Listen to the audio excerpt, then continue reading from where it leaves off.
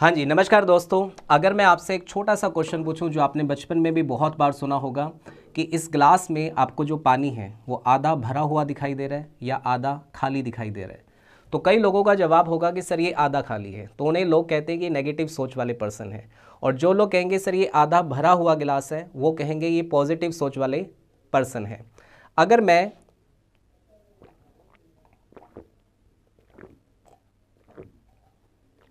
इस पानी को पी जाऊं और अब मैं आपसे पूछो बेटा ये खाली है या भरा हुआ है, अगर अब भी लोग कहेंगे कि ये भरा हुआ है सर, तो वह है असली पॉजिटिव सोच।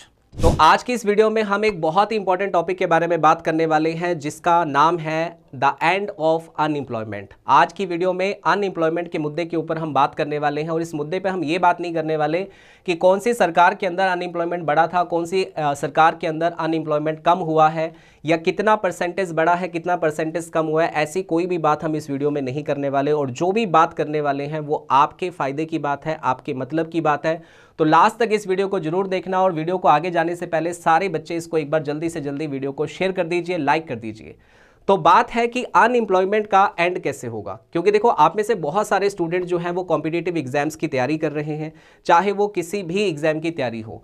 लेकिन मैं बात आज ये नहीं कर रहा हूं कि आपको कॉम्पिटिटिव एग्जाम्स की तैयारी कैसे करनी है, मैं आज बात कर रहा हूं कि हमें देश से अनएम्प्लॉयमेंट कम कैसे करना है, हमें अपने स्टेट से अनएम्प्लॉयमेंट कैसे कम करना है। तो देखिए, कोई भी वैकेंसी जब आती है तो उसमें दो फैक्टर बहुत ही इंपॉर्टेंट होते हैं। अगर हमें अनएम्प्लॉयमेंट कम करना है तो उसके लिए दो फैक्टर बड़े इंपॉर्टेंट है। पहला फैक्टर है नंबर ऑफ वैकेंसीज, कि कितनी वैकेंसीज आ रही हैं, और नंबर दो है नंबर ऑफ कैंडिडेट्स, कि उसको कितने कैंडिडेट्स फिल कर रहे हैं। अगर नंबर ऑफ वैकेंसीज ज़्यादा होंगी तो ऑब्वियस सी बात है कि जो अपॉर्चुनिटी है, जॉब अपॉर्चुनिटी है, वो ज़्यादा मिलेगी। अगर नंबर ऑफ वैकेंसीज कम रहेंगी तो सिंपल सी बात है कि हमारे पास जॉब अपॉर्चुनिटीज़ भी कम होंगी।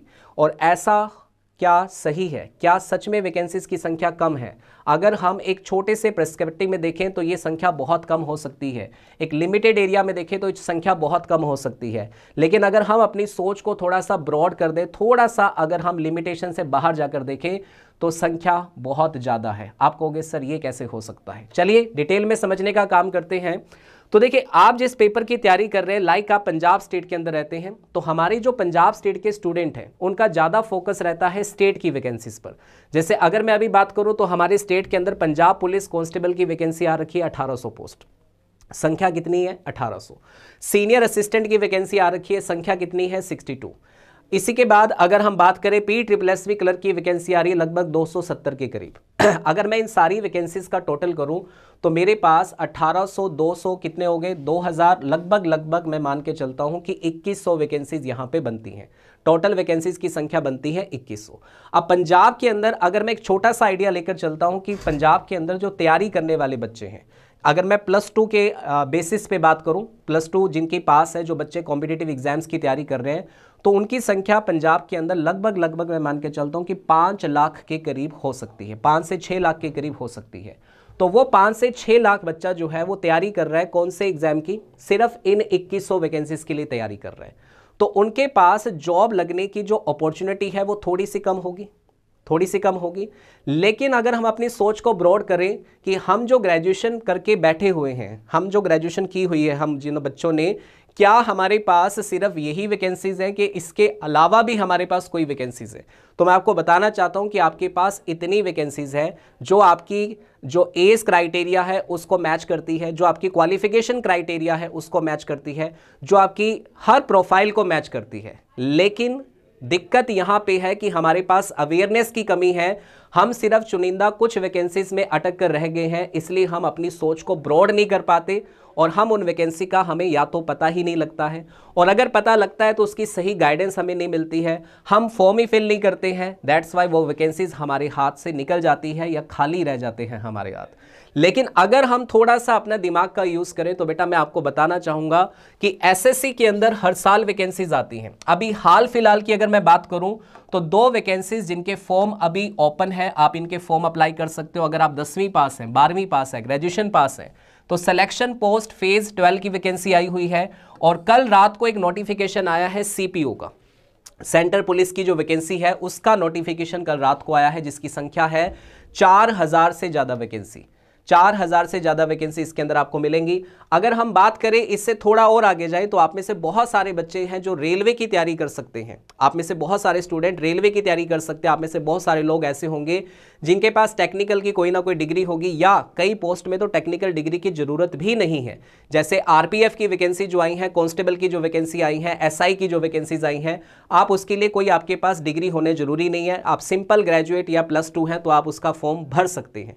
तो ये एक जॉब अपॉर्चुनिटी हमारे पास है। इसके अलावा मैं बैंक की बात करूं तो हर साल बैंक के अंदर अलग अलग पेपर के अंदर कम से कम पता नहीं कितनी ही वैकेंसीज आती हैं जिसके फॉर्म हम अप्लाई कर सकते हैं।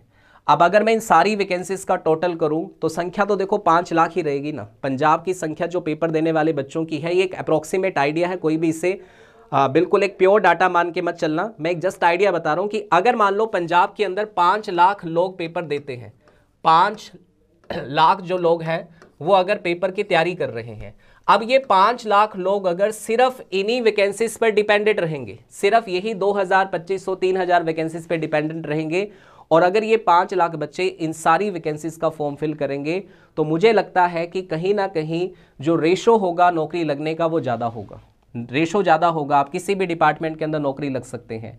इसी तरीके से अभी थोड़े टाइम पहले एसएससी जीडी की एक वैकेंसी आई थी, जिसके बारे में मैंने काफ़ी यूट्यूब पे बोला था कि बच्चे जिनका एज क्राइटेरिया कंप्लीट होता है, जो इस एज ग्रुप के अंदर आते हैं, जिनकी क्वालिफिकेशन इसके अंदर कंप्लीट होती है, वो एसएससी जीडी का फॉर्म भर दो।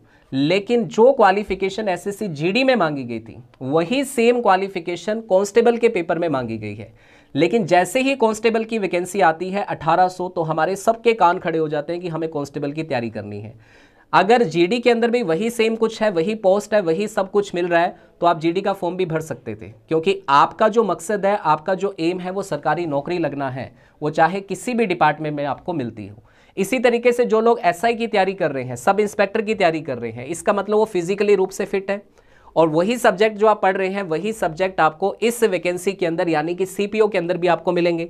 तो जब तक पंजाब में एसआई का पेपर नहीं होता, जब तक उसका कोई नोटिफिकेशन नहीं आता, तो क्यों ना हम इस पेपर की तैयारी करें। लेकिन नहीं, बहुत सारे बच्चे ये वाला फॉर्म भी फिल नहीं करेंगे। This is called unawareness. इसका मतलब ये है कि हमारा जो दिमाग है वो कुछ ही वैकेंसीज पर डिपेंड है कि हमें सिर्फ इसकी तैयारी करनी है। इसके कई कारण हो सकते हैं।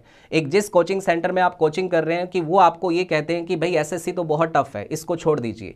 आप कई टीचर आपको ये कहेंगे कि आप एक ही एग्जाम पे फोकस करो, बाकी एग्जाम पे फोकस मत करो, ठीक है ना। आपके आसपास के रहने वाले लोग आपको ये कह सकते हैं कि एसएससी के अंदर मत जाइए या इस वैकेंसीज के अंदर मत जाइए। तो बेटा, किसी के कहने से और किसी की बातों में आकर आप अगर डिसीजन ले रहे हैं, तो ये आपके लिए इन फ्यूचर गलत साबित हो सकता है। क्योंकि आजकल जो कॉम्पिटिटिव का बच्चा, अगर आप बाहर निकल कर देखेंगे, तो वो एक फॉर्म अप्लाई नहीं करता, वो बहुत सारे फॉर्म अप्लाई करता है। इतने सारे फॉर्म अप्लाई करता है कि उसको ये भी नहीं पता होता कि मेरा पेपर कौन सा कब है।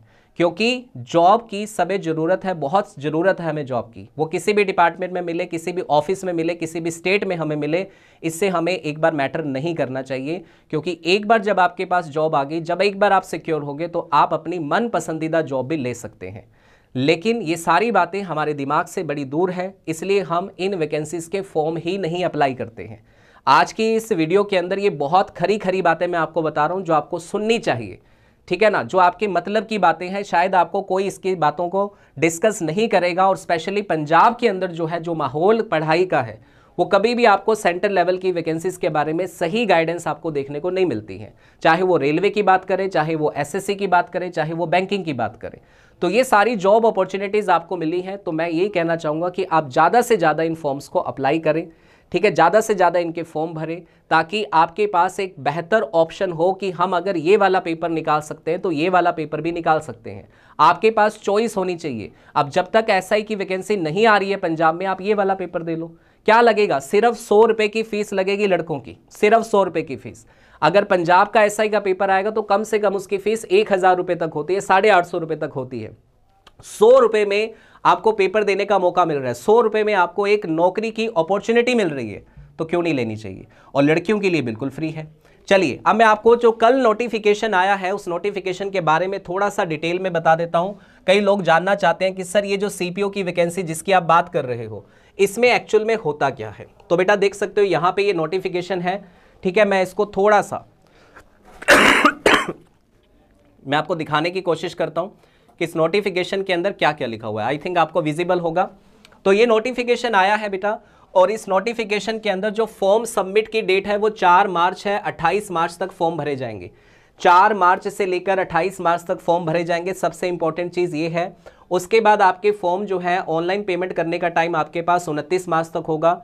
30 मार्च और 31 मार्च को फॉर्म दोबारा ओपन होंगे। अगर आपसे कोई गलत इंफॉर्मेशन फिल हो गई है तो आप उसे करेक्ट करवा सकते हैं। ये 2 दिन का टाइम आपको मिलेगा। एग्जामिनेशन जो होगा, पेपर जो होगा, इन्होंने बताया कि जो प्री एग्जाम होने वाला है इसके अंदर 2 पेपर होते हैं, वो आपको डिटेल में बताऊंगा आगे। प्री एग्जाम की डेट उन्होंने 9, 10 और 13 मई घोषित की है। अब आप देख सकते हो कि अभी पंजाब में एसआई के पेपर की कोई बात नहीं हो रही है। यहां फिक्स है कि 13 मई, 9 मई और 10 मई को आपका पेपर भी है, यानी आप तैयारी शुरू कर सकते हैं बिल्कुल अच्छे से। उसके बाद अगर हम बात करें इसमें 2 तरह की वैकेंसी होती है। एक होती है सब इंस्पेक्टर की पोस्ट और दूसरी होती है CAPF की पोस्ट। इसको GD कहा जाता है। सब इंस्पेक्टर GD के अंदर होता है ये, जैसे GD की कांस्टेबल की वैकेंसी आती है उसी तरीके से GD का ये सब इंस्पेक्टर होता है। और सब इंस्पेक्टर दिल्ली पुलिस के अंदर, अब जो बच्चे दिल्ली पुलिस का SI का फॉर्म भरेंगे प्रेफरेंस के अंदर, उनको दिल्ली में ही रखा जाएगा। और जो बच्चे GD का फॉर्म भरते हैं SI के अंदर, उन्हें ऑल इंडिया कहीं भी पोस्टिंग मिल सकती है। ठीक है। सैलरी की अगर बात करें तो 35,400 से लेके 1,12,000 तक इसकी सैलरी है। ग्रुप B की ये पोस्ट है, नॉन गैजेटेड पोस्ट है, ये लेवल 6 के अंदर आती है। ठीक है। उसके बाद वैकेंसीज के नंबर यहाँ पे आपको दिए, कितनी वैकेंसीज है टोटल, तो 4,000 से ज्यादा पोस्ट है। 4,001 पोस्ट है पूरी। ठीक है ना। उसके बाद अगर मैं बात करूं तो इसके अंदर और इंपॉर्टेंट चीजें क्या है, क्वालिफिकेशन जो है बेटा आपकी ग्रेजुएशन होनी चाहिए कंप्लीट, ग्रेजुएशन कंप्लीट होनी चाहिए, सिटीजन ऑफ इंडिया होने चाहिए, बाकी सारी चीजें आपको पता ही है। और एज लिमिट की बात करें तो 1 अगस्त 2024 तक, 1 अगस्त 2024 तक आपकी जो एज है वो आपकी कंप्लीट होनी चाहिए। ठीक है ना। एज आपकी 1 अगस्त 2024 तक मांगी है इसके अंदर। और इसके अंदर जो एज क्राइटेरिया रहेगा बेटा वो आपका यहाँ पे मैं बता दूं कि आपका जो जन्म है वो 14/7/1988, सॉरी, लगभग आप ये मान लो 18 से 30 साल की एज होती है इसमें, सॉरी, हाँ ठीक है ना। तो ये देखिए ये आपका एज क्राइटेरिया आ गया। बाकी OBC अगर आप कैटेगरी से बिलोंग करते हैं 3 साल की छूट है, SC ST में आपको 5 साल की छूट है। ये सारी चीज़ें यहाँ पे लिखी हुई हैं इसके अंदर। ठीक है। उसके बाद अगर मैं बात करूँ तो इसके अंदर और क्या चीज़ देखने वाली, जो सबसे इंपॉर्टेंट चीज़ है वो ये है कि भाई आपका जो पेपर होगा वो पेपर आपका बेटा 2 होंगे, एक प्री पेपर होगा और दूसरा आपका ये क्वालिफिकेशन आपको मैंने बताई दी है, बैचलर ऑफ डिग्री आपके पास होनी चाहिए, ग्रेजुएशन आपने कंप्लीट की होनी चाहिए। ठीक है। अप्लाई कैसे करना है ये सारी डिटेल इस नोटिफिकेशन के अंदर दी है। फीस की अगर हम बात करें तो 100 रुपीज़ फीस है बॉयज़ कैंडिडेट के लिए, गर्ल्स के लिए बिल्कुल फ्री होता है ये SSC का फॉर्म। ठीक है। उसके बाद हम बात कर रहे थे पेपर की, तो पेपर बेटा आपके सेंटर भी देखो पहले से बता दिए जाते हैं कि सेंटर आपको कहाँ दिए जाएंगे, स्टेट की तरह नहीं है। SSC में आपको पहले से बता दिया जाता है कि आपके सेंटर जो है वो कहाँ कहाँ एग्जामिनेशन सेंटर होंगे। चलिए जो मुद्दे की बात आती है, जो पेपर 1 बेटा आपका इसके अंदर होगा उसके अंदर आपको टोटल 4 सब्जेक्ट पढ़ने हैं। ध्यान से मेरी बात को सुनना, 4 सब्जेक्ट आपको टोटल पढ़ने हैं, जिसके अंदर आपका जनरल इंटेलिजेंस यानी कि reasoning, general knowledge, general awareness, quantity aptitude यानी कि मैथ्स, और चौथा सब्जेक्ट आपका रहेगा इंग्लिश का। 50-50 क्वेश्चन होंगे और 50-50 नंबर होंगे, यानी कि 200 नंबर का ये पेपर होगा। 2 घंटे की ड्यूरेशन होगी। जब आप इस पेपर को क्वालिफाई कर लेंगे, जब आप इस पेपर को पास कर लेंगे, तो इसके बीच में आपका आएगा मेडिकल। मेडिकल जो है वो मेंस के बाद नहीं होगा, मेडिकल आपका प्री के बाद होगा। जो बच्चे मेडिकली फिट होंगे उन्हें ही मेंस में जाने का मौका मिलेगा। ये अच्छी बात है, ये अच्छी बात है कि आपका फिजिकल टेस्ट बीच में होगा, ताकि मेंस के अंदर कोई भी फ्रॉड बंदा ना बैठे, कोई भी भीड़ इकट्ठी ना हो जो आपके पेपर की कट ऑफ को बहुत ज़्यादा बढ़ा दे। ये अच्छा डिसीजन मैं कहूँगा। ठीक है ना, कि आपका पेपर सेकंड जो होगा वो देखो सिर्फ इंग्लिश लैंग्वेज का है। इंग्लिश लैंग्वेज का पेपर होगा 200 नंबर का। और अगर आप मेरे साथ जुड़ेंगे तो बेटा इस पेपर की तैयारी मैं आपको बहुत बढ़िया तरीके से करा दूंगा। गारंटेड एक बैच हम स्टार्ट करेंगे, एक डेडिकेटेड बैच स्टार्ट करेंगे हम CPO के लिए। ठीक है। जो भी बच्चा इंटरेस्टेड है CPO की वैकेंसी के लिए वो नीचे कमेंट कर देना कि सर मैं इंटरेस्टेड हूँ, तो आप अपना कॉन्टैक्ट नंबर हमें देकर आप हमसे कॉन्टैक्ट भी कर सकते हैं। जो इंटरेस्टेड है वो नीचे यस का मैसेज डाल देना या आई एम इंटरेस्टेड लिख देना। सेकंड पेपर यानी कि मेंस एग्जाम जो आपका होगा उसके अंदर 200 नंबर की इंग्लिश है, 200 क्वेश्चन होंगे, 2 घंटे का टाइम होगा। अब 200 क्वेश्चन की अगर मैं बात करूं तो बेटा इसमें तुक्के वाले पास नहीं होते हैं। अगर 10-20 क्वेश्चन होते हैं तो तुक्के चल जाते हैं, लेकिन 200 क्वेश्चन में तुक्का मारना कोई आम बात नहीं होती है। तो इसके लिए आपको पढ़ाई करनी पड़ेगी। 200 क्वेश्चन है, 200 नंबर के हैं और 2 घंटे का टाइम आपको मिलेगा। ठीक है बच्चों, और नेगेटिव मार्किंग वही आपकी 0.25 की रहेगी। और इसके अंदर देखो बाकी जो चीज़ें हैं, अगर आपके पास एनसीसी का सर्टिफिकेट है सी ग्रेड वाला जो सबसे हाईएस्ट होता है, उसको 10 मार्क्स मिल जाएंगे एक्स्ट्रा।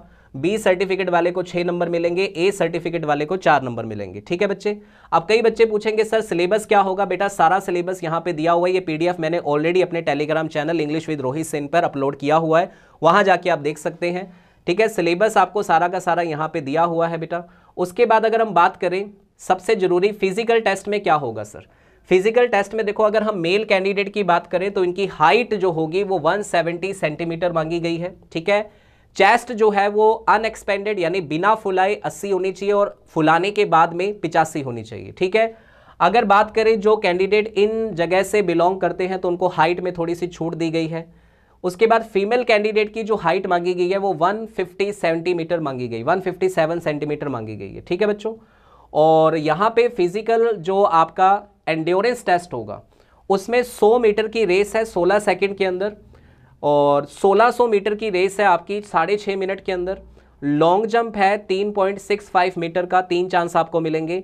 हाई जंप है 1.2 मीटर का, 3 चांस आपको मिलेंगे। ये मेल कैंडिडेट की बात हो रही थी। अगर फीमेल कैंडिडेट की बात करें तो 100 मीटर की रेस आपको 18 सेकंड में निकालनी है। 800 मीटर की रेस आपको 4 मिनट में निकालनी है। लॉन्ग जंप लड़कियों के लिए 2.7 मीटर का रहेगा, 3 चांस आपको मिलेंगे। हाई जंप 0.9 मीटर का रहेगा, 3 चांस आपको मिलेंगे। ठीक है, शायद ऐसा ही पंजाब एसआई के अंदर भी आपका कुछ पीईटी टेस्ट होता है, तो मुझे लगता है कि आपको ये जरूर फिल करना चाहिए।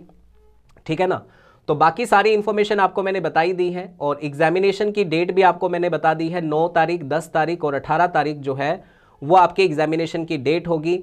तो बच्चों मेन मकसद इस वीडियो को बनाने का ये है कि वैकेंसीज के नाम पे जो बच्चे रोते रहते हैं कि सर वैकेंसी नहीं है, वैकेंसी नहीं है, तो मैं आपको बता दूं वैकेंसी की कमी नहीं है, कमी है सिर्फ आपके अंदर अवेयरनेस की।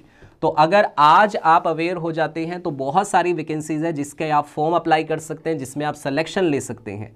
तो ज़्यादा टाइम वेस्ट ना करें और ये फॉर्म जो है वो फिल करें और इसकी तैयारी शुरू करें।